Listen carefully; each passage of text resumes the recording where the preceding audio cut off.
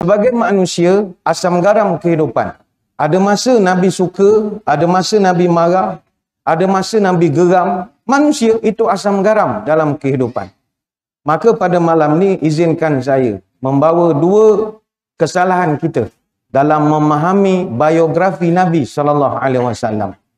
Pertama sekali,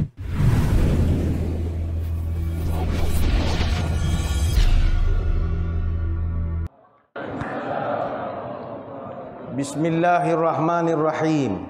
Alhamdulillahi rabbil alamin. Wassalatu wassalamu ala asyrafil anbiya'i wal mursalin wa ala alihi wa sahbihi ajma'in. Allahumma akhrijna min zulumatil wahmi wa akrimna binuril fahmi waftah alaina bima'rifatika wa sallana abwaba fadlika ya arhamar rahimin, amma ba'du. Terima kasih yang dimuliakan Tuan Pengacara Majlis. Yang saya hormati Profesor Insinyur Dr. Muhammad Wazir Mustafa, seterusnya para pegawai ahli jawatankuasa Masjid Jami' Bandar Senai, Lebuh Raya Senai, Johor Bahru, tuan-tuan guru, para alim ulama, para habaib, muslimin muslimat, hadirin hadirat, tuan-tuan puan-puan, moga-moga dirahmati Allah sekalian. Salam Johor, negeri berprestasi tinggi, bangsa Johor bestari. Baru punya ya. Hadirin hadirat yang dirahmati Allah sekalian, bersyukur kehadirat ilahi sekali lagi dapat menyampaikan syarahan di Masjid Jami' Bandar Senai ini. Kali terakhir saya menyampaikan ceramah di sini kira-kira 245 hari yang lalu. Hari Sabtu 7 April tahun 2018 jam 7.30 malam. Artinya sudah 8 bulan 1 hari. Dan saya percaya tuan-tuan sudah tidak ingat apa yang kita bincangkan ketika itu. Kita membicarakan tentang Isra' dan Mi'raj, kronologi dan pengajaran. Malam ini kita akan bincangkan satu tajuk, moga-moga bermanfaat untuk kita, asam garam kehidupan Rasulullah sallallahu alaihi wasallam. Pisang tanduk masak sekerat, pisang datang negara Cina, garam di laut, asam di darat, sudah menjadi adat dunia. Sebagai seorang manusia, Nabi juga sama seperti kita daripada segi diuji ataupun mempunyai emosi-emosi. Sebab itu Nabi adalah manusia biasa yang ada perasaan macam kita, tetapi dia adalah manusia yang istimewa. Istimewa daripada segi kesabaran dia, ketahanannya diuji, yang itu membezakan dia. Bukan sekadar dengan kita, bahkan dengan nabi-nabi yang lain pun, Nabi kita ni tetap seorang manusia yang sangat hebat.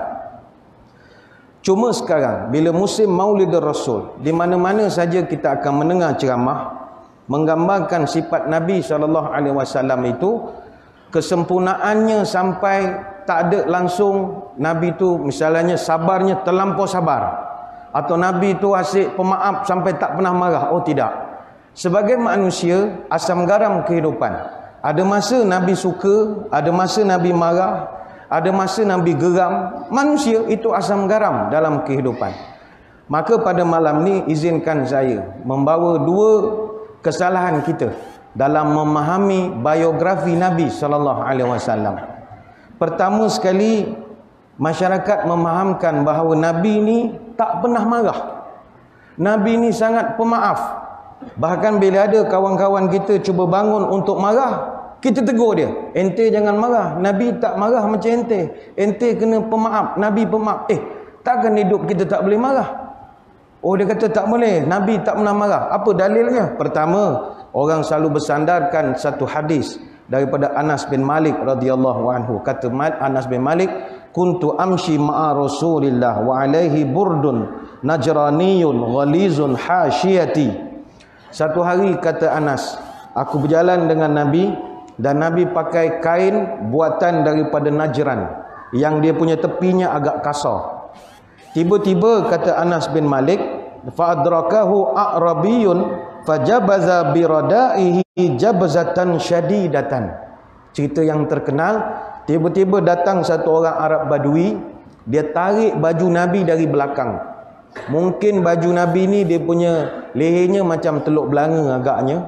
Bila ditarik daripada belakang, dia jadi tercekik.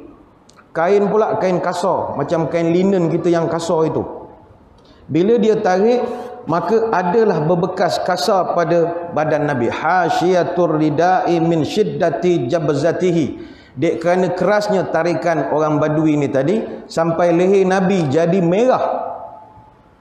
Jadi bila kata Anas bin Malik, orang tu bila dah tarik Nabi, Nabi sakit.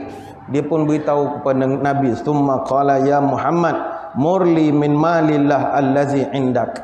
Wahai Muhammad, aku nak duit, aku nak harta. Apasal susah sangat nak dapat bantuan? Bagi aku semua duit-duit. Bagaimana reaksi Nabi ketika itu? Faltafata ilaihi fadhahika thumma amara lahu bi'ata'i. Baginda Nabi pandang saja Badui itu, fadhahika, Nabi ketawa saja, dan Nabi arahkan supaya diberikan sebahagian duit kepada Badui ini. Hadis riwayat Bukhari Muslim. Lalu kita pun menggambarkan baiknya Nabi, ya, orang tarik kainnya sampai begitu, dia relax saja. Ini satu. Dalil yang kedua yang selalu digunakan untuk menggambarkan Nabi ini penyabar luar biasa adalah juga riwayat daripada Anas bin Malik radhiyallahu anhu. Kata Anas, bainama nahnu fil masjid ma'a Rasulillah iz jaa a'rabiyyun faqama yabulu fil masjid. Tiba-tiba kami sedang duduk dalam masjid, datang satu badui masuk dalam masjid. Dia pergi dekat satu corner, dengan izin dia buang air kecil. Bahasa kasar dia kencing. Cerita juga terkenal. Bila dia kencing di sudut masjid, para sahabat marah. Yalah, tercemar maruah kita. Bangun para sahabat, mah. Nak macam, oi, nak pergi pukul. Ketika sahabat bangun nak pukul si badui ni tadi, apa reaksi Nabi? La tuzramuhu da'uhu fatarakuhu hatta bala. Duduk. Biarkan dia buang air kecil sampai dia siap kencing. Sahabat protes, ya Rasul, takkan nak biar. Ini kurang hajar namanya ya Rasul. Cuba yang kalau kita, ya, masjid Jamik kita ini, tiba ada orang luar masuk, datang kencing dalam masjid kita, sudut masjid. Apa jadi? Saya ingat 13 Mei, ya, bukan 13, 14, 15, 16, 17, sampai 31 Mei pun ada agak. Pasti kita marah. Tapi Nabi pun kata, sabar, kata Nabi. Jangan kau kacau dia buang air kecil. Sahabat kata, kalau kita biar, akan datang orang akan suka-suka hati masuk masjid, kencing ya Rasul. Nabi kata begini, aku pandang jauh. Orang tu tengah kencing. Kau kejar dia, pasti dia takut. Bila dia takut, dia lari. Asalnya dia kencing setempat, dia kena takut, dia kencing sambil berlari. Ataupun dia berlari sambil kencing. Dah jadi bomba. Guguk satu masjid. Jadi asalnya tempat kotor tu setempat, dah jadi satu masjid kotor. Sahabat tak pandang jauh macam Nabi. Lalu Nabi kata, bukankah nanti aku akan ajar ilmu pada kamu? Ihriku alaihi sajlan min ma'in aw darwan min ma'in.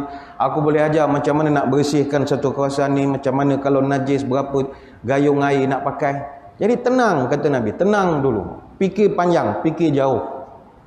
Maka badui ini bila dah panik, dia dah takut, dia pun angkat tangan berdoa. Kuat-kuat dia berdoa. Allahumma arhamni wa Muhammadan wa la tarham ma'ana ahada.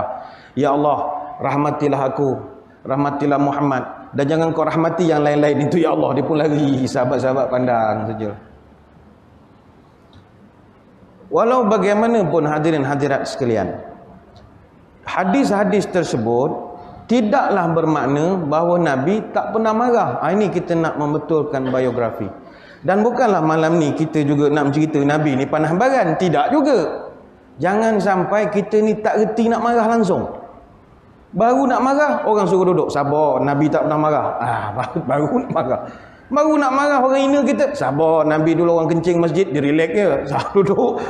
Susah kita. Kita nak berikan keseimbangan. Dia begini. Sebagai manusia, Nabi sendiri mengakui, innama anal basharun arda kama yardal bashar wa aghdabu kama yaghdabul bashar. Aku ini hanyalah insan biasa.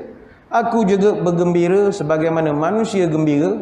Aku juga marah sebagaimana manusia biasa marah. Hadis riwayat Imam Muslim.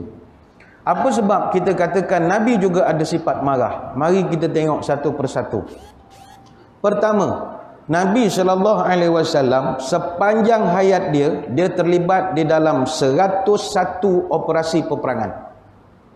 Bagi Tuhan dapat dilakukan kalau tak ada sifat marah. Nabi terlibat dalam 28 ghazwah dan ada 73 sariyah. Ghazwah ni Nabi turun sendiri. jadi komandan pemerintah. Kalau yang syariah, Nabi koman dari Madinah, sahabat yang pergi berperang. 73 operasi ketenteraan. Kalau tak ada sifat pemarah, bukan pemarah panas baran. Kalau Nabi tu terlampau penyabar, tak payah perang sajalah. Tak payah perang lah. Tetamu layan je lah, buatkan air kopi, goreng kopok, biarlah dia datang. Itu penyabar namanya. Tidak. Orang masuk sepadan awak, awak kena marah. Takkan awak nak biarkan saja. Orang mencubuh kedaulatan awak, takkan awak nak biarkan saja. Ada sifat marah di situ. Artinya marah yang terpimpin. Marah terpimpin. Contoh yang lain. Adakah Nabi tak pernah marah kepada orang-orang kafir yang mengganggu segala urusan-urusan keagamaannya? Ada. Dalam satu peperangan, iaitu perang Khandaq, perang Parit, berlaku pada bulan Syawal tahun 5 Hijrah. Nabi menghadapi kepungan daripada orang-orang musyrik daripada pagi sampai petang, sehingga Nabi terpaksa anjakkan semayang asarnya dah dekat waktu maghrib. Dan itu melanggar prinsip Nabi. Nabi bukan macam kita, dia semayang on time. Macam kita kalau asar gelap sangat, subuh cerah sangat, lain kita. Nabi tak ada, dia disiplin. Subuhnya gelap, asarnya terang. Kita subuh gelap, asar terang, lain. Subuh terang, lain. Jadi bila dia terpaksa lambatkan semayang asarnya sampai maghrib, maka Nabi pun mengeluarkan satu ucapan, mala Allahu kuburahum wa buyutahum nara kama syaghaluna an salatil wusta hatta ghabati syamsu. Hadis riwayat Bukhari. Kata Nabi, semoga Allah memenuhkan rumah mereka atau memenuhkan kubur mereka dengan api, sebagaimana mereka telah menyebabkan kita tunda semayang wusta, semayang asar, sehingga hampir matahari terbenam. Hadis riwayat Bukhari. Orang Arab, dia punya cara sumpahan dia tak sama macam Melayu. Melayu kalau sumpah seranah, sedap. Oh, Melayu menyumpah paling sedap sekali. Orang Arab, dia punya sumpah macam pantun. Kita dengar tu macam alah beraluhnya, tapi kasar dah tu. Nabi hanya kata, semoga Allah membakar rumah mereka. Itu je. Tapi bagi Arab tu sumpahan lah. Saya lama di tanah Arab. Orang Arab, kalau kita gaduh dengan dia, wah bergaduh, menipu apa, kita pun sumpah, yakhrab baitak, terbakarlah rumah kau. Oi, kau jangan cakap macam tu. Dia orang sensitif sangat cakap rumah kau terbakar. Macam kita duduk di Johor ni, cuba orang sumpah begitu, moga rumah kau terbakar. Lantaklah musim hujan, bakar-bakar lah. Rumah aku sebelah bomba, apa masalah kau? Kalau kita tak sensitif. Arab pantang dia doakan rumah dia terbakar. Jadi kalau tuan-tuan pergi ke Mekah esok, ikut driver Arab tu buat perangai dalam bas ke apa ke, your house burn, fire. Takut dia. Dia takut betul. Jadi Nabi pun marah apabila semayangnya terpaksa ditunda gara-gara kepungan daripada tentera musuh. Satu. Yang kedua, tuan-tuan semua kenal dengan Musailamah Al-Kazzab. Musailamah Al-Kazzab ini, dia mengaku menjadi Nabi di akhir-akhir hujung hayat Nabi. Maknanya Nabi masih hidup, dia mengaku jadi Nabi. Masa mula-mula dia buat macam parti baru lah kalau gitu Masa dia mula buat parti baru, orang ketawa dia. Ni siapa nak mengikut dia, orang gila. Tapi dia buat kempen bagus, 40,000 orang ikut dia. 40,000 orang. Jadi masa tu Musailamah Al-Kazzab, dia dah menjadi ancaman kepada agama ketika itu. Sampai Nabi sendiri ketika dikirim surat pada Nabi, dia ni rajin hantar surat pada Nabi nak minta berunding supaya tubuh kerajaan perpaduan. Sebab dia ada pengikut 40,000, kata daripada kita bergaduh, baik kita bergabung buat kerajaan. Nabi pun menggelarkan Musailamah dengan gelaran Musailamah Al-Kazzab. Musailamah pembohong. Nabi gelarkan dia pembohong. Dia ni umur dia panjang. Rupanya orang pesen begini panjang umur, 150 tahun umurnya, panjang betul. Dia meninggal di dalam peperangan Yamamah, dibunuh oleh Wahsy semasa zaman Sayyidina Abu Bakar As-Siddiq radhiyallahu anhu. Masa dia nak mengaku jadi Nabi, orang petikai dia, Musailamah, engkau tahu tak syarat nak jadi Nabi kena ada wahyu? Engkau ada wahyu? Ada. Acung kau baca sikit kau punya wahyu. Ya Difda'atat binti Difda'ain naqiyalakum tankina lal ma'at taqdirin walasyaribat tamna'in. Orang ketawa. Wahai katak betina daripada 2 pasang katak, bersihkanlah apa yang kamu bersihkan, jangan kotorkan air, jangan halang orang minum. Orang tak faham apa wahyu kau ni sebenarnya. Orang kutuk dia. Kemudian dia buat pula wahyu lain. Walailid damis wa dhi'bal hamis ma qata'at asadun min ratbin wala yabisin. Demi malam yang gelap gelita, demi serigala yang berdengkur, demi apa yang dipotong oleh singa. Apa benda ayat kau ni? Tapi dalam orang kutuk-kutuk dia 40,000 dia ada pengikut. Maknanya tak mesti kita ni cakap elok, orang tetap akan ikut kalau orang percaya. Dia pernah berjumpa dengan Amru al-As radhiyallahu anhu. Dia tanya, "Ya Amru, engkau punya nabi ada dapat wahyu?" "Ada." "Cuba baca sikit aku nak dengar." Kata Amru, "Wal 'as innal insana lafi khus." Sampai habis lah. Surah Wal 'asri. Musailamah jawab, "Masa engkau baca tadi, aku pun dapat wahyu lah. Tiba-tiba wahyu turun. Engkau baca, aku nak dengar engkau punya wahyu." "Ya wabaru ya wabar, innama anta iradun wa sadar wa sa'iruka hafrun nakrun." Wahai bulu, sesungguhnya engkau selalu dicabut dan tumbuh semula. Kata Amru, apa punya wahyu kau ni? Mana aku tahu wahyu turun. Dia pernah buat al-fil wa mal-fil wa ma adraka mal-fil lahu khurtumun tawil wa lahu zail. Gajah, apakah itu gajah? Kamu tahu tak gajah itu apa? Dia ada belalai panjang, dia ada ekor pendek. Apa benda wahyu tak tahu. Dia buat inna a'tainakal khuq fasalli li rabbika was'aj inna syani'aka huwal ibla. Kalau tuan-tuan jadi nabi boleh sabar ke orang macam ni? Hari-hari buat wahyu baru, memecah belahkan perpaduan orang Islam ketika itu. Satu hari Musailamah dia hantar 2 utusan. Dia hantar surat, Nabi antara layan tak layan. Dia hantar 2 wakil untuk mensuarat dengan Nabi nak tubuh kerajaan campuran. Hantar. Nabi pun tanya, awak berdua ni, awak percaya ke Musailamah tu betul Nabi? Dia orang pun dia ceramah pula pada Nabi. Sesungguhnya Musailamah ni begini. Nabi ketika itu marah. Maka Nabi kata kepada utusan Musailamah, "Amma wallahi laula anna rusula la tuqtalu la darabtu a'naqakumah." Demi Allah, kata Nabi, kalaulah tidak kerana saya diharamkan membunuh duta atau utusan, demi Allah saya dah potong leher awak tadi. Hadis riwayat Imam Abu Daud. Kalau orang kurang ajar sangat, takkan nak menyabar. Kurang ajar sangat, dia memecah belahkan, marah. Tak ada sabar di situ. Begitu juga dalam contoh riwayat yang lain. Ini riwayat masyhur. Tuan-tuan selalu dengar kisah ini. Kata Abu Hurairah radhiyallahu anhu, Nabi pernah bersumpah, "Wallazi nafsi biyadihi laqad hamamtu an amura bi hatabin fayuhtaba summa amura bis salati fayu'adzana laha." Demi Allah, aku nak lepas ni sekarang kita kumpulkan kayu api. Bilal azan. Habis semayang aku nak cek. Siapa tak datang, kita bakar rumah dia. Nabi pernah. Adakah Nabi cakap tu dalam keadaan senyum, berpantun-pantun, bersyair-syair? Tak ada. Kita bakar je rumah dia. Nabi marah. Artinya, orang kalau tak datang semayang berjemaah ni, Nabi marah. Terutamanya orang laki-laki. Hadis riwayat Bukhari Muslim. Betul ingat, kepada orang laki-laki, semayang berjemaah ni memang pahalanya 27. Sama ada buat di rumah atau buat di masjid, sama. Berjemaah tetap diterima. Contoh, ada orang dia tak datang masjid. Bila tanya, "Encik kenapa tak semayang jemaah di masjid? Semayang di rumah rugi, semayang pahala sikit." Dia pun jawab, saya di rumah saya tak semayang seorang, saya berjemaah." Jadi macam manakah kaedah? Ulama' membincangkan seorang laki-laki, kalau dia semayang jemaah di rumah dengan keluarga, jemaahnya itu diterima. Wa'lam annal jamaah tahsilu bi salatir rajulu fi baitihi ma'a zawjatihi aw ghairiha. Seorang laki-laki semayang di rumah bersama anak atau isterinya, jemaahnya diterima. Lakinnaha fil masjid afdal. Tapi semayang di masjid lebih afdal lagi.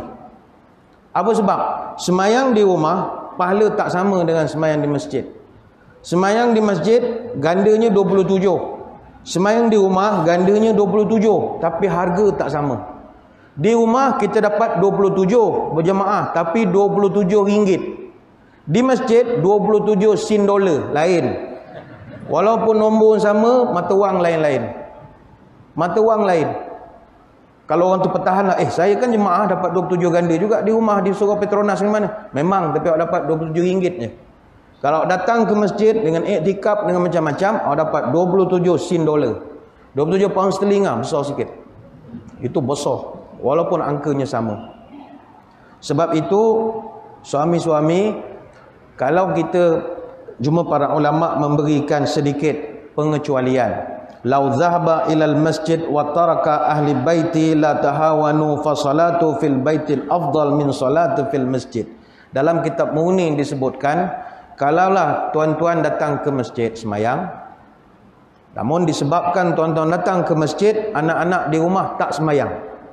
Maknanya maghrib 6 lebih kita dah datang sini, anak balik pada main banjir, main hujan, dia tak mandi-mandi. Sampai 7.30 dia tak mandi sama dia lagi, tak semayang lagi. Maka disebabkan kita di masjid itu, anak-anak tak semayang, maka diberikan keringanan untuk melakukan semayang di rumah bersama keluarga. Tetapi ulama' tetap mengatakan bahawa lebih afdal lagi, kalau tuan-tuan datang maghrib berjemaah di masjid, habis semayang, tuan-tuan balik. Balik tanya anak-anak, kau dah semayang kan belum? Belum bah, jom semayang abah pula. Jadi kan abah dah semayang di masjid, masjid lain, rumah lain. Sebab dalam Sahih Bukhari dan Muslim disebutkan bagaimana Muaz bin Jabal radhiyallahu anhu, dia biasa solat isyak bersama Nabi. Habis semayang isyak, dia balik ke kampung dia, dia jadi imam pula semayang isyak untuk kaum keluarga dia ataupun orang kampung dia. Jadi tuan-tuan boleh buat macam tu. Tak nak pening, bawa keluarga datang masjid, selesai semua masalah. Datanglah masjid, semayang masjid, berbuka di masjid, tidur di masjid, buat masjidku rumahku, tak ada masalah. Masjidku rumahku, ada kelonggaran. Tapi ingat, fiqh semayang di rumah dengan fiqh semayang di masjid tidak sama. Apakah contohnya? Semayang di rumah ni, katakanlah kita semayang maghrib berjemaah dengan isteri. Habis semayang, isteri masak di dapur. Makanan dinner dah siap. Baru nak makan, pukul 8 lebih, azan isyak. Antara makan dengan semayang isyak, mana tuan-tuan kena dahulukan kalau di rumah? Makan dulu. Iza hadaral asya wa uqimatis salah fabda'u bil asya. Mulakan dengan makan dulu. Itu yang jadi susah fiqhnya. Kalau di masjid tak ada masalah. Tak ada masalah. Kalau rumah kena berhenti dulu, makan dulu baru semayang. Kenapa Nabi suruh makan dulu baru semayang? Untuk khusyuk. Cuba tuan-tuan lauk dah ada, kita bantai pergi semayang. Apa jadi pada semayang? Takkan khusyuk. Contoh, isteri masak asam pedas, telur dadar, ada pula kailan ikan masin, ada pula ikan senangin, goreng deep fry, kamin sedap, bau satu rumah. Suami isteri panggil makan, bang jom makan. Kata azan isyak, afdal kita dahulukan semayang. Ini tak mengaji punya orang. Kita semayang dulu, habis hutang bau sedap menyandar. Okey, kita pun semayang. Dia jadi imam. Allahu Akbar. Ni rumah ni, satu rumah bau asam pedas, satu rumah bau ikan senangin goreng. Dia pun semayang. Tengah dia semayang, kucing lalu. Apa jadi pada semayang? Khusyuk ah. Mana nak khusyuk? Baru tengok kucing. Alamak, kucing. Kucing makan ikan. Bini aku goreng ikan. Maka habislah ikan aku. Alamak, dia dah tertanya-tanya. Isteri aku ni tutup ke tidak lauk ni? Kacau betul. Nak khusyuk apa? Akhirnya semayang dah jadi orang. Dengar pula kucing panjat meja. Gerbung-gerbang, habis. Dah lah ikan senangin aku beli parit Jawa, kau main payah mencarinya.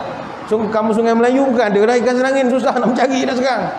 Banyak kapal pun jadi susah dah ikan katanya. Jadi dia pula tak khusyuk. Masuk rakaat kedua baru dia teringat. Aku kan imam. Imam kan kuasa veto. Dia naik rakaat kedua. Allahu Akbar. Bismillahirrahmanirrahim. Uba nak ngalau kucing. Alhamdulillah. Ihdinas siratal. Nak ngalau kucing. Isteri belakang jadi makmum. Ini qiraat mana hari ni lain macam? Nak kata Asim tidak. Ibnu Katsir tidak. Ada dipanggil qiraat kucing dipanggil. Sebab itu semayang di rumah pening. Tuan-tuan datang je lah masjid. Lah ingat apa masalah? Datang masjid. Tapi masjid pun sekarang kalau makanan dah sedia, imam baca pendek-pendek je, yang lama-lama sangat makruh, kan lapar perut gitu. Jangan baca panjang-panjang. Bila cerita semayang panjang, ada satu lagi dalil nak menunjukkan Nabi pun marah pasal semayang. Dalam Sahih Bukhari, Imam Al-Bukhari dia buat satu bab, babul ghadab fil mau'izati wa ta'limi idza ra'a ma yakrahu. Bab marahnya Nabi. Dia rakamkan ada satu hadis. Satu ketika Nabi outstation, tinggalkan Madinah. Jadi Madinah ni Nabi lantik beberapa wakil untuk jaga hal ehwal agama. Bila Nabi balik pada outstation, datang orang kampung mengadu, "Ya Rasulullah, la akadu udriku salatan mimma yutawwilu bima fulanun." Ya Rasul, kami ni masa tuan tak ada, susah benar nak semayang. Kenapa? Nabi tanya. Orang yang gantikan tuan ni, yang jadi imam, baca panjang-panjang ya Rasul. Tak larat kami nak menunggu bacaan dia orang. Rakaat pertama sampai berbelas-belas ayat. Tak larat kami ni orang tua-tua ya Rasul. Maka kata Ibnu Mas'ud, "Fama ra'aitu Nabi sallallahu alaihi wasallam fi mau'izatin ashadda ghadaban min yauma izin." Kata Ibnu Mas'ud, lepas Nabi dengar aduan orang kampung itu, itulah first time kawan menengok muka Nabi merah padam. Kawan tak pernah menengok Nabi marah macam itu. Tiba-tiba Nabi pun warning, faqala ayyuhan nas innakum munaffiruna faman shalla bin nasi falyukhaffif fa inna fihimul marida wa dha'ifa wa zal hajati. Merah muka Nabi. Nabi kata, manusia, perangai kamu semua ni menyebabkan orang awam lari dari agama. Orang baru nak berjinak dengan agama kerana kau orang lari. Ingat kata Nabi, siapa-siapa yang jadi imam lepas ini, ringankan semayang. Jangan sok sendiri. Kerana yang mengikut engkau itu bukan semuanya al-hafiz, bukan semuanya ustaz, bukan semua orang alim. Ada orang yang sakit, ada orang yang lemah, orang yang tua-tua, dan ada orang yang mempunyai keperluan. Jangan sok sendiri kata Nabi. Para ulama mengatakan yang jadi imam masa itu semayang Isya Muaz bin Jabal Al-Ansari radhiyallahu anhu. Yang jadi imam semayang subuh Ubay bin Ka'ab Al-Ansari radhiyallahu anhu. Berapa panjang dia orang punya bacaan wallahu a'lam. Tetapi mendapat aduan daripada para sahabat yang tak larat, orang tua-tua. Batu imam kena ingat, jangan baca sok sendiri, terutamanya semayang fardu. Semayang sunat lain. Semayang sunat ni optional. Orang tu boleh datang, orang tak datang. Fardu ni dah lah semayang jemaah tu dituntut. Engkau bantainya rakaat pertama surah Yasin, macam mana? Engkau boleh lah, engkau al-hafiz. Yang belakang ni semua al-haf semua. Pis pun tak ada, separuh Quran dia ngapal. Tak boleh syok sendiri. Lainlah masjid kita itu ramai orang semayang atas kursi. Itu tak apa. Orang semayang atas kursi, kalau tarawih saya ingat 200 rakaat pun boleh buat. Dia duduk je tak. Ini berdiri. Nabi sebut ada orang sakit, ada orang yang tua-tua, dan ada orang berhajat. Contohnya dia singgah semayang, kereta dia di luar, dia tak padam enjin. Kadang dia nak kejar fadilat berjemaah. Kadang double parkingnya bawah-bawah tu. Sekali dibaca panjang-panjang. Ada kereta sapu dia orang, tak ada anak di dalam tu ke apa, kacau pula cerita. Ataupun dah kena saman dengan majlis bandaraya satu kerja pula lagi. Ataupun dia semayang Isyak singgah sekejap. Sekali tiba-tiba ada pula kawan telefon, aku nak bagi kau cek ni, cek yang hari tu, payah nak jumpa, nak expired ni. Tak apa, tunggu kat BP lah, kan aku datang kejap lagi. Dia singgah semayang Isyak di masjid, imam pula syok sendiri. Kan main panjang pula, dia baca la ilaha illallah. Akhirnya member tak larat nak tunggu balik. Dah tak ada cek, tak dapat cek. Tak lelap tidur dia malam tu. Itulah dia harap duit nak masuk 2-3 hari lagi. Baik tu, jangan syok sendiri. Hari tu malam ni sebab kita semayang jemaah, kami jawatankuasa kena minta izin daripada tuan-tuan. Kita lambatkan sikit semayang Isyak. Sebab kita ada nak ceramah, campur hari hujan, tuan-tuan nak balik. Oh apa? Hujan, duduk di sini. Duduk di sini diam-diam. Dia kan ada minum-minum air sikit. Lagi berat, lebat lagi ada. Kan keluar panah peti mati lagi susah. Duduk sini sudah. Hadirin hadirat yang dirahmati Allah sekalian. Cuma imam ni saya selalu pesan, awak kalau nak jadi imam, baca ni jangan pendek sangat, jangan panjang sangat. Itu saja. Jangan pula bila dengar ustaz tu pesan jangan baca panjang. Dia bantai baca ina atau ina, tak boleh lah. Dia baca kuliah, tak boleh. Biar panjang sikit. Sebab di Malaysia kalau baca terlampau pendek, orang kutuk. Baca panjang pun orang kutuk. Jadi untuk mengelak kutukan, kita sederhana bacaan. Maksudnya, kalau kita baca pendek, orang akan kritik. Imam pendek baca, anak aku reti jadi imam. Sebab orang tahu kita dapat allowance kan. Takkan 800.5 kau sapu, kau baca ina atau ina, mana boleh. Orang sekarang suka ngira duit orang. Membayar. Baca panjang pun tak boleh juga. Imam panjang baca, mentang-mentang Tuan Kadi datang kau main panjang baca. Pun sebersalah. Jadi saya selalu ajar, kalau jadi imam di Malaysia, cari surah yang orang tak biasa baca. Tebuk tengah-tengah. Baca 3-4 ayat sudah memadai. Contoh, ghairil maghdubi alaihim waladdallin. Amin. Bismillahirrahmanirrahim. Sa'ala sa'ilum bi'azabin waqi'. Orang bukan tahu surah tu. Lil kafirina laisa lahu dafi' minallahi dzil ma'arij. Allahu akbar. Baru 3 ayat. Tapi orang tak bantai kita sebab dia pun tak tahu surah tu. Selamat. Tapi kalau surah yang popular tak boleh. Surah popular tak boleh.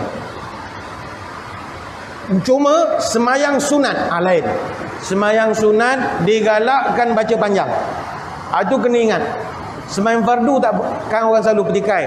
Apa pasal masjid tarawih panjang baca, orang tak larat. Semayang sunat. Sunat dibolehkan. Sebab semayang sunat, kalau tuan-tuan tak larat, boleh duduk. Dia berbeza semayang fardu. Semayang fardu tak larat, dia boleh duduk. Semayang sunat, larat pun boleh duduk. Boleh bersila lah. Tapi pahala separuh lah. Pahala OKU untuk orang duduk. Pahala bersila. Kalau berdiri, lain pahala dia. Boleh duduk. Sebab itu semayang sunat boleh baca panjang. Nabi SAW, kata Huzaifah Al-Yamani radhiyallahu anhu, dalam satu hadis riwayat Imam Hakim dan juga An-Nasai dalam Sunan Kubra, dia kata Nabi kalau semayang sunat panjang. Benar, dia kan setiausaha sulit Nabi, Huzaifah Al-Yamani ni. Dia sahibus sirri Rasul, penyimpan rahsia. Dia kata Nabi kalau semayang bukan pendek-pendek lah, kalau semayang seorang. Rakaat pertama habis Fatihah, mula dibaca Bismillahirrahmanirrahim. Alif lam mim. Zalikal kitabul la raiba fihi hudal lil muttaqin. Nabi baca Al-Baqarah. Bukannya 10-15 ayat, Nabi baca komplit 286 ayat. Al-Baqarah ada 3 juzuk, 6,221 kalimat, 25,500 huruf. Nabi baca rakaat pertama. Habis Al-Baqarah, kata Huzaifah, aku ingat Nabi nak rukuk, tak sambung lagi. Alif lam mim. Allahu la ilaha illa huwal hayyul qayyum. Nazzala 'alaikal kitaba bil haqqi musaddiqan lima baina yadayhi. Dia baca pula Ali Imran. Bukannya 10 ayat, komplit 200 ayat, 2 juzuk. Habis Ali Imran, aku ingat Nabi nak rukuk, tak sambung lagi. Ya ayuhan nasu taqu rabbakumul ladzi khalaqakum min nafsin wahidah. Dia baca pula suratun Nisa, komplit 176 ayat, ada 3 juzuk. Maknanya Nabi satu rakaat dia baca 662 ayat, 8 juzuk. Tuan-tuan pusing melayar, cari imam mana yang boleh satu rakaat 600 ayat. Jawapannya tidak ada. Sebab apa tidak ada? Sebab allowance tak padan. Itu sajalah 800.5 tak padan. Ni kalau kerajaan tengok rancangan ni, up lah sikit. Bilal imam kita ni, bagilah 2,000 sebulan barulah. Diorang boleh baca 600 ayat, 850. Borang 3 keping kena isi. Oh letih banyak cerita. Baca saja lah dia kata. Tak payahlah panjang-panjang. Itu contoh yang keempat. Contoh yang kelima, Nabi ni ada masa dia marah. Jabir radhiyallahu anhu pernah cerita, ataitun Nabi sallallahu alaihi wasallam fi dainin kana ala abi fadafaqtul ababa faqala manza faqala ana Faqala ana ka'annahu karihaha. Hadis riwayat Bukhari Muslim. Kata Jabir, aku pernah pergi rumah Nabi. Aku ketuk pintu dia. Duduk. Assalamualaikum. Pergi salam. Nabi dari dalam dia tanya, siapa tu? Jabir pun jawab, saya lah. Nabi tanya lagi, siapa tu? Saya lah. Nabi pun dari dalam menjawab, ana ka'annaha kariha. Nabi pun jawab, saya. Nabi kata, saya. Orang tanya siapa? Saya, kata Nabi. Hadis Bukhari Muslim. Rupanya Nabi tak gemau. Nabi pantang dia. Orang datang rumah orang tak reti bahasa, tak memperkenalkan diri. Kau ingat kau siapa? Kau ingat kau Michael Jackson? Semua orang kenal. Kenalkanlah diri. Dia ingat dia popular sangat. Assalamualaikum. Waalaikumsalam. Siapa tu? Tak kenal ke? Lah main teka-teki pula dah. Nabi pantang tu pesen macam tu. Oh, pantang betul. Baik tu budaya yang Nabi ajarkan. Ketuk rumah orang, Assalamualaikum. Waalaikumsalam. Saya ni, siapa? Kenalkan nama. Boleh saya masuk? Tanya dulu. Kalau orang dalam kata, masuklah, baru masuk. Kalau sekadar dia jawab salam, janganlah masuk. Assalamualaikum. Waalaikumsalam. Siapa tu? Saya, nama sekian-sekian. Boleh masuk? Dia diam. Jangan masuk. Cakap dari dalam je lah. Apa hal?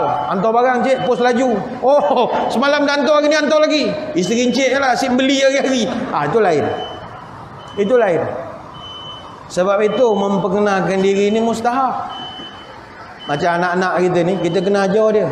Contoh kita suruh bagi lauk, hantar kuih ke rumah jiran. Pesan pada anak, abang pergi rumah makcik tukang, ketuk pintu, bagi salam, kenalkan diri anak siapa, baru masuk. Ajarkan adab. Ajarkan adab. Budak sekarang tak diajar adab. Itu kelam kabut masyarakat sekarang. Kita eloklah bagi kuih, hantar orang cik sebelah. Anak kita pergi. Anak kita tak ada belajar adab. Dia ketuk pintu rumah macam nak roboh. Orang tu tak buka, dia pergi pula dapur. Duduk ketuk lagi.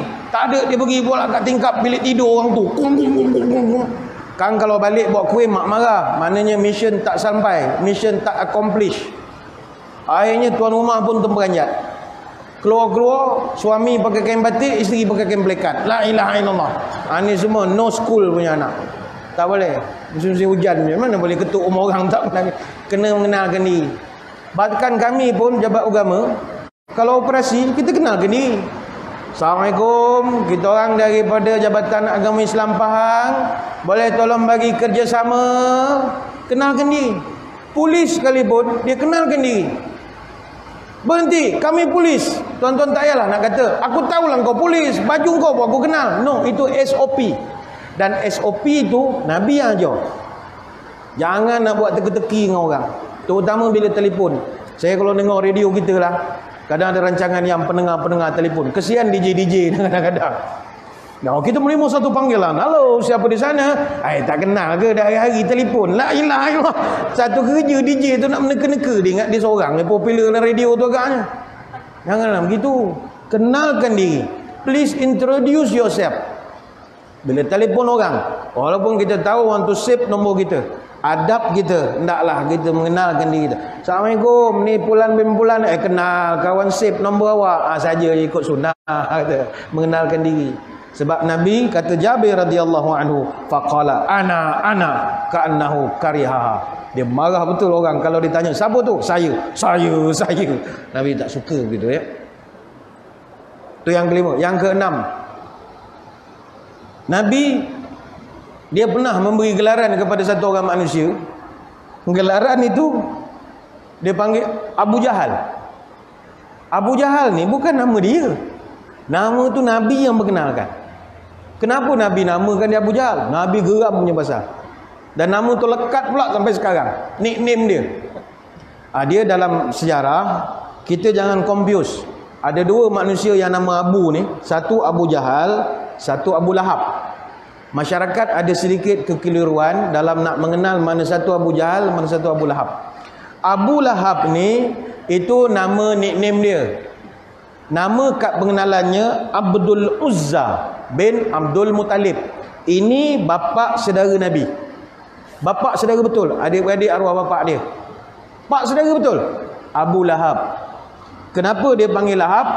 Orang selalu kelirukan. Oh, nama dia Abu Lahab sebab dia pelahap bila makan. Apa kena-mengena pelahap dengan apa? Tak ada kena-mengena pun. Lahab dalam bahasa Arab mana menyala-nyala. Rupanya dia ni cantik. Dalam adik-beradik dia punya muka bercahaya-cahaya. Budak sekarang panggil flawless. Flawless. Kalau selfie, ada satu, kalau tekan setengah telefon, muka kita yang muka berminyak-minyak, tekan terus jadi macam kunyit. Oh, bersih muka. Flawless orang panggil. Rupanya Abu Lahab itu muka dia flawless. Jadi kalau tuan-tuan ambil gambar muka kunyit flawless, Abu Lahab nama itu. Itu Abu Lahab, menyala-nyala muka. Itu bapa saudara Nabi. Turun ayat, Tuhan marah dia. Tabbat yada Abi Lahabin wa tabb. Itu panjanglah ceritanya pula. Adapun Abu Jahal tak ada kena-mengena dengan Nabi. Abu Jahal ni nama kad pengenalnya Amru bin Hisham bin Mughirah. Dia daripada suku Bani Makhzum. Asalnya nama dia Abu Hakam. Hakam ni maknanya bijak. Dulu orang kampung panggil dia mat cerdik, budak paling bijak. Abu Jahal ini atau Abu Hakam ni daripada kecil dia ni budak cerdik, gifted. IQ dia paling tinggi. Bayangkan umur dia belasan tahun, dia telah diizinkan untuk join satu kelab, dia panggil Darun Nadwah. Darun Nadwah ni dia macam forum orang-orang Quraisy untuk nak bincang hala tuju Mekah. Sebelum Islam datang, dia orang ni macam grup think tank lah, think tank. Jadi grup dalam ni orang-orang yang cerdik yang boleh join. Dan salah seorang ahli dalam Darun Nadwah adalah Abu Jahal. Sebelum tu orang tak panggil dia Abu Jahal. Jahal tu maknanya bongok. Nabi yang mengelorkan dia. Engkau ni di Mekah dah tak ada. Tapi sekarang ni dalam dunia dia panggil Mensa International. Kalau tuan-tuan nak tahu tuan-tuan cerdik ataupun tidak, masuk Mensa International. Mensa International ni High IQ Society. Dalam tu semua orang cerdik-cerdik saja. Untuk kita nak masuk Mensa 148 ke atas baru boleh masuk. Tuan-tuan tak ada kerja balik kan, try lah daftar masuk. Dia online. Ini dia panggil above average. Above average ni budak universiti kebiasaannya. Above average. Bawah pada tu tak masuk IQ lah. Tu kita tak panggil IQ tu. Atas sikit 125 sampai 134. Yang ini untuk gifted. Dia panggil postgraduate student. Budak masters, PhD yang permanent head damage, dia sesuai 125, 130. Dia orang duduk pada tahap 135, 144. Kalau 145, 154 ini professors. Profesor ni dia cerdik sebab dia genius. Bawah dia berapa student dia selia. Dia main buku hari-hari lah.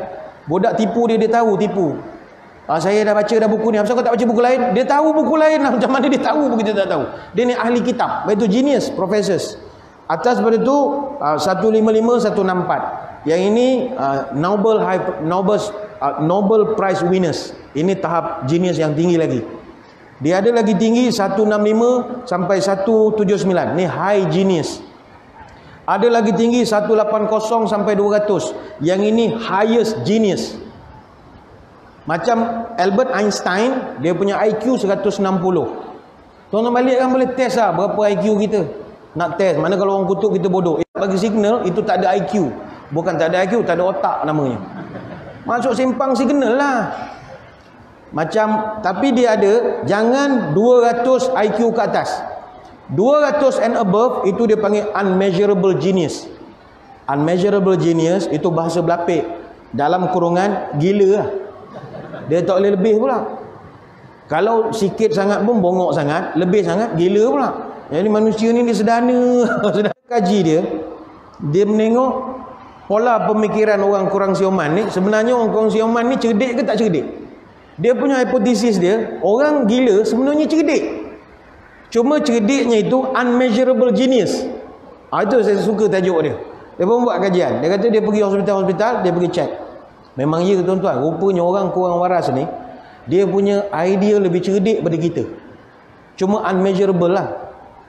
Dia pernah buat ujian lah, sampel-sampel buat kajian. Dia buat kajian. Oh, tuan-tuan sekalian, saya nak tanya, Kalau cuaca di luar panas, tolong bagi idea macam mana saya nak keluar tak kena panas. Minta pandangan daripada pesakit-pesakit gila ni. Oh, seorang angkat tangan. Cikgu, kalau saya hari panas, saya keluar, saya pikul kipas. Awak pikul kipas nak sambung plug di mana? Saya bawa bateri kereta. Munasabah. Tapi menyusahlah. Pada kau pergi kedai Mr. DIY tu beli kipas kecil bateri 2A, triple A boleh pakai, yang nak bawa bateri kereta tu buat apa? Dia unmeasurable genius Lepas tu ada seorang lagi, cikgu, kalau saya hari panas saya bawa aircon portable yang JKR punya. Selalu tuanku pakai yang bergerak keluar asap tu. Awak nak sambung bateri ke? Bawa bateri sebelah bawa. Tiba ada seorang, cikgu, kalau saya hari panas saya keluar, saya pikul pintu kereta. Wah, itu lagi pelik tu. Apa pikul pintu kereta? Hari panas saya buka tingkap. Bawa angin masuk. Dia pun tahu nak asingkan. Ini belum. Ini angka IQ bawah 100 maknya tepi. Kita nak tengok mana 200 ke atas dia. Oh, sampai begitu. Mana kalau ramai-ramai ni ada di kalangan tuan-tuan, bila saya tanya soalan tadi, tuan-tuan pun terfikir aku nak bawa pintu kereta, kena pergi berubat tu. Kena pergi makan ubat tu. Alamak, samalah idea aku. Tuan-tuan tak pergi hospital aku punya. Ada. Atau kawan saya buat test lagi. Dia lukis pintu dekat dinding. Dinding simen, lukis pintu. Siap ada tombol. Dia pun tanya, tuan-tuan sekalian, pintu sebelah berkunci. Kunci saya tak ada. Tolong bagi idea macam mana saya nak masuk pintu sebelah. Padahal pintu tu lukis je. Oh, dia pun bangun ramai-ramai. Pegang tangan. Cikgu, kita kena bersatu hati. Bermuafakat membawa berkat. Mari kita pecahkan pintu itu ramai-ramai. Dia pegang tangan, dia berlari. Oh, boom, dia tendang. Semua terduduk. Tak apa, kawan saya nak menilai pemikiran. Dalam ramai-ramai, ada seorang tak bangun. Kawan saya kata, sihat dah ni agaknya ni. Orang lain semua tendang dinding. Ada juga dah sihat seorang, tak join. Kawan saya tanya, kenapa kamu tak join yang lain? Nak buat apa saya nak ikut benda macam tu, cikgu? Kunci ada kat saya, minta je lah. Rupa dia lagi teruk lagi.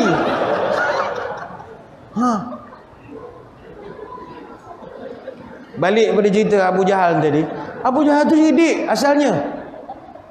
Dia memang cerdik, tetapi Nabi tukar namanya daripada Abu Hakam, panggil Abu Jahal. Bapa segala kebodohan.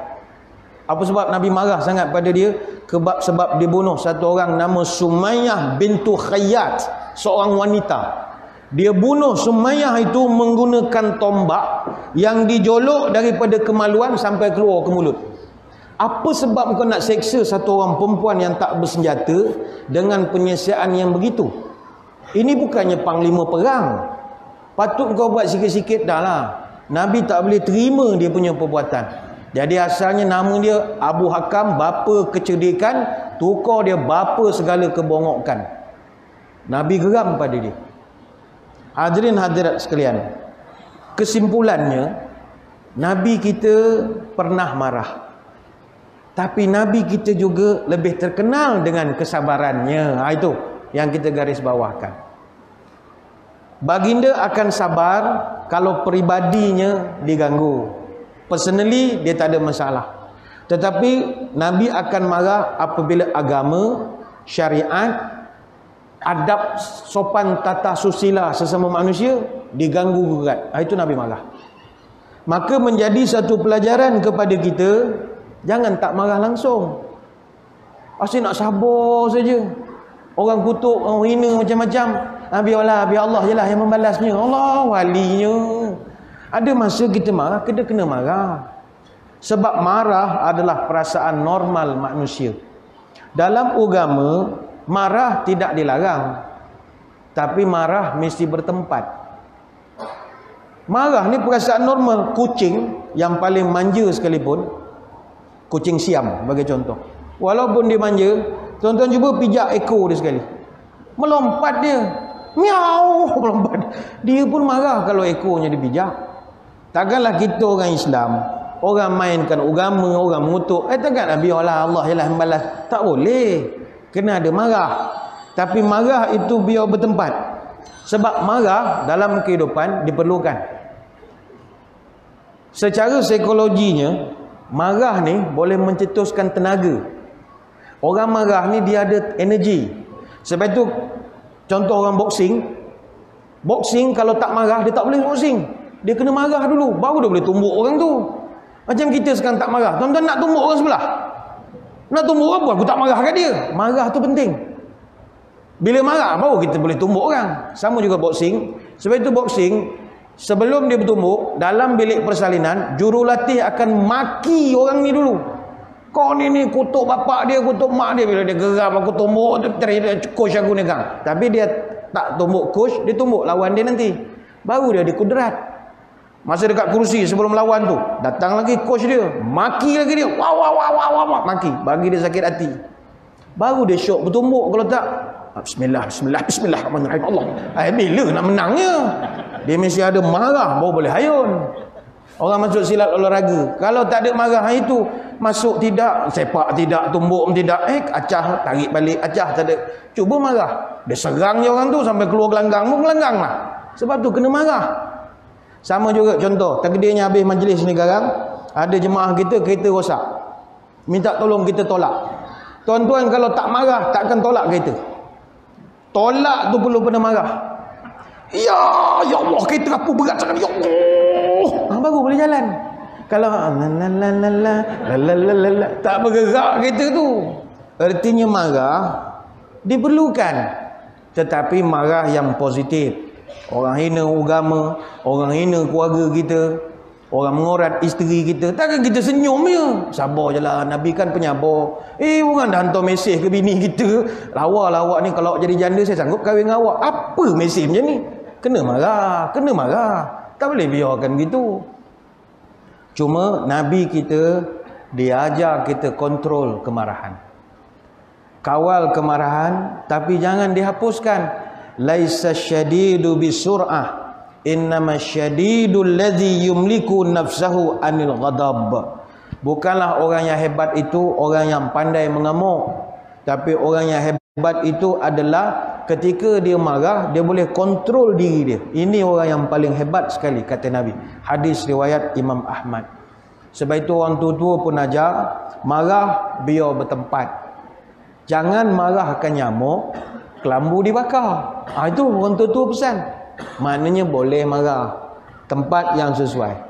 Sebab marah ini, kalau hari-hari kita marah, merosakkan kesihatan. Sebab marah, untuk nak buat muka gangster, kita perlu menggerakkan 43 otot. Muka kita untuk nak buat muka gangster, garang, 43 otot. Kalau untuk nak senyum, 16 ototnya. Jadi bila otot banyak sangat guna, itu orang sasa, orang sado pada badan, dia sado pada muka, berkerut, berketul-ketul muka, rasa nak marah kerja. Tapi orang jarang marah itu yang tegang di muka dia. Dia macam awet muda lah, awet muda. Kalau kita jarang marah-marah. Dan marah berlebihan boleh menjadikan sakit jiwa. Kawan saya yang buat kajian sakit jiwa tu, dia mengatakan, sekarang di Malaysia, kalau 9 orang manusia Malaysia ni, seorang itu gila. Mana dalam masjid cuba kira, 1, 2, 3, 4, 5, 6, 7, 8, 9. Dalam 9 orang tu ada seorang tu gila tu. Cuma barangkali dalam masjid dia tak buat perangai, sebab tadi dia dah makan ubat, dia tahan sikit. Kalau dia tak makan ubat, dia sama berceramah dengan saya je ni. Pernah berlaku. Kita berceramah, dia pun berceramah juga. Kita berceramah, dia berceramah juga. Kita bertanya, dia menjawab. Kerja dia menjawab pada mula sampai habis. Letih dia tak makan ubat. Betul tak tuan-tuan? Betul Ustaz. Rasulullah sallallahu alaihi wasallam. Letih dia tak makan ubat dah ni, habis. Ada. Dan menjelang 2020, kata Kementerian Kesihatan, sakit jiwa ni dijangka mewakili 15% daripada penyakit-penyakit utama manusia di Malaysia. Sebab manusia ni kalau marah, secara fisiologinya, bila kita marah, darah dia tak pergi ke PFC, prefrontal cortex. PFC ni dia panggil the thinking brain. Orang yang marah, otak berfikir dia tak berfungsi, darah tak sampai. Itu sebab orang bila marah, dia akan buat benda tak waras. Cuba tuan-tuan tengok, orang kalau bercerai mesti masa marah. Jarang sangat kita jumpa orang bercerai kerana asmara-asmara cerai, jarang. Mesti kerana marah. Dia kalau bercerai ni penat, lapar, marah, cerai lah. Itu kena hati-hati. Jarang orang yang I love you, yang I bahagia kahwin dengan you, tapi I ceraikan you, talak satu boleh? Tak boleh. Mesti kau gila. Wah. Aku cerai kau talak 3 juta padan muka. Talak 3 juta dia bagi. Jutawan kau malam ni padan muka. Gaduh. Sebab itu jangan marah-marah. Marah lain, marah-marah lain. Ni musim-musim bola. Pasukan kita dapat melangkah ke final AFC. Setelah lama kita tak melangkah. Pasukan kita dulu yang pertama tahun 2000 berapa dulu, 2010, 2011 pernah menang AFC, pernah masuk AFC final.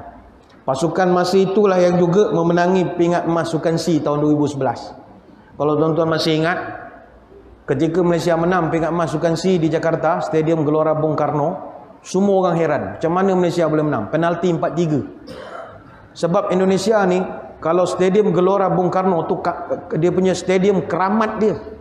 Macam Tan Sri Hasan Yunos lah, stadium keramat JDT. Mana mustahil kalah. Tapi kalau nak kalah je. Ada masa kalah je.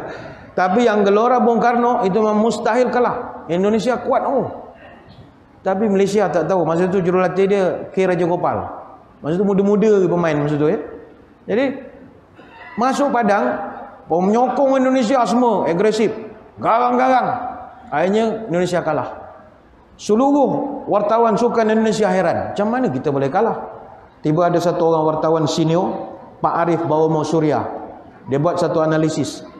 Kenapa Indonesia kalah tahun 2011? Kita kalah kerana seluruh 80,000 penyokong Indonesia datang ke stadium bawa budaya atau gelombang negatif. Bawa gelombang negatif kemarahan meluap-luap. Masuk stadium bawa kemarahan. 80,000 orang marah serentak. Dia ada satu aura. Aura ni malaikat tak masuk, rahmat tak masuk. Sebab yang suka marah setan. Setan akan bersama. Malaikat tak suka aura kemarahan. Bayangkan masa tu pemain Malaysia nak masuk padang, tak boleh jalan kaki. Baru ni kat Bangkok boleh lagi jalan kaki masuk padang. Masa di Gelora Bung Karno masuk pakai barakuda. Barakuda ni kereta kebal kecil. Mana ada dalam sejarah pemain orang nak masuk padang pakai kereta kebal? Indonesia aja masuk. Apa sebab? Penonton dia agresif. Nak baling macam-macam. Nak baling dengan botol mineral ada. Nak baling dengan teh botol pun ada. Ayam penyet, tempe goreng, semua nak baling. Nasi ambeng, ungkep, engkong, botok-botok. Dan itulah yang terakhir Malaysia menang. Lepas tu tak pernah menang-menang lagi dah. Lepas tu penyokong-penyokong pula marah-marah. Asyik kalah pasukan Malaysia. Minta kerajaan. Masa tu kerajaan bagi ke K. Raja Gopal, Datuk Syif dapat Datuk K. Raja Gopal. Tapi asyik kalah lepas pada tu, penyokong mendesak kerajaan, tarik balik gelaran Datuk. Alamak, bola punya pasal pun mau tarik Datuk. Ingat kan tu? Kalah lagi, jatuh ranking ke berapa tak tahu. Penyokong bising lagi. Minta kerajaan, tarik. Dia marah, tidak, seronok katanya. Habis dah semua licin kedai dia. Sapu dia menantu. Seronok katanya. Ayuh tuan-tuan semua, jangan marah-marah, banyakkan senyum. Olok-olok burung di laut, ogak-ogak burung di bukit. Senyum manis bagai di raut, jadi penawar hati yang sakit. Nabi, walaupun tadi kita cerita dia ni ada marahnya, tetapi sahabat mengakui dia orang yang paling hebat menahan marah. Dia ada marah 2-3 peristiwa, tapi menahan marah itu lebih banyak. Benda yang bersifat kecil-kecil dia tak kisah sangat. Sebab itu kata Anas bin Malik, khaddamtu Nabi sallallahu alaihi wasallam 10 sinina fama qala li uffin wala lima sanata wala ala sanata. Kata Anas bin Malik, saya jadi bibik Nabi 10 tahun khadam dia buat kerja rumah. Daripada kecil saya duduk. Seumur saya bekerja dengan Nabi, tak pernah sekali pun dia kata huh pada saya. Tak pernah. Tadi kerja dengan Nabi, tak pernah kata ish, tak pernah. Ah, kamu ni, tak pernah. Katalah Nabi nak TO, dia buat kopi O. Ish, kopi O, orang nak TO. Tak pernah. Never. Dan tak pernah dia sebut pada saya ufin wala lima sonata. 5 sonata. Tak pernah Nabi tanya, apa kau buat ni? Apa kau buat? Ada aku suruh buat. Apa kau buat? Apa kau pandai-pandai buat? Tak pernah. Dan tak pernah Nabi kata pada saya, Allah sonata, engkau dah buat apa yang aku suruh? Tak pernah. Maknanya Nabi ni dia marah bertempat. Ayuh tuan-tuan, marah merugikan, senyum menguntungkan. Ketika marah orang menjauh, ketika senyum orang mendekat. Ketika marah, orang menjadi tegang. Ketika senyum, orang menjadi tenang. Bangsa kita bangsa peramah, bukan bangsa pemarah. Jadi marah boleh, jangan marah-marah. Belajar pada Nabi. Ini salah faham pertama. Salah faham yang kedua terhadap biografi ataupun sirah Nabi SAW. Masyarakat selalu membayangkan Nabi ni sepanjang hidupnya miskin. Saya ingat itu kepahaman sebahagian besar daripada kita.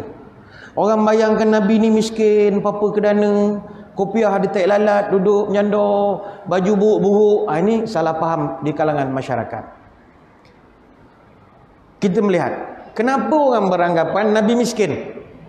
Sebab kadang-kadang kita mendengar ceramah-ceramah, ada beberapa kisah ataupun dalil-dalil yang menggambarkan seolah-olah Nabi itu miskin. Sebagai contoh, Ummul Mukminin Aisyah radhiyallahu anha, dia pernah menceritakan, ma syabi'a alu Muhammadin munzu qadimal madinata min ta'amil burri salasa layalin tiba'a hatta qubida. Kata Aisyah, keluarga Nabi termasuk saya tak pernah kenyang dengan makan daripada makanan yang dibuat daripada gandum halus. Kalau makan pun tak pernah kenyang 3 hari direct. Sejak daripada pindah ke Madinah sampai Nabi wafat. Hadis Bukhari Muslim. Orang pun menggambarkan, sian Nabi miskin, roti gardenia pun tak pernah makan. Dia makan whole meal yang kasar-kasar tu, yang macam Arab makan tepi jalan, empah atas jalan tu, kelubung 20 mesin satu yang besar-besar meja tu. Tuan-tuan, Nabi dia tak makan roti halus ataupun tepung gandum halus bukan kerana dia miskin. Nabi ni jaga makan. Sebab itu bab makan bukan kerana Nabi tak makan kerana dia miskin. Dia makan ni dia makan, tapi dia prihatin tentang kesihatan.